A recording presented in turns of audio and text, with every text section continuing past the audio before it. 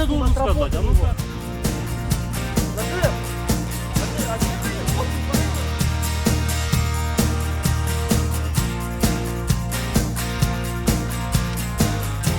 Мы обычные крымско-татарские люди.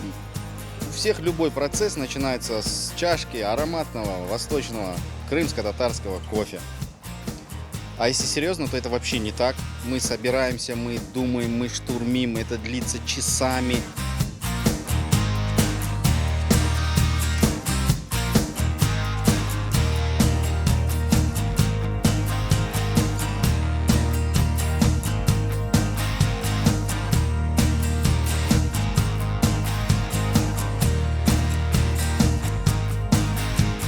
Biz tırıştık oldukça hayata yakın yapma ve bununla beraber elbette bu meselelerge biraz kulku ve şaka tarafından bakmağa.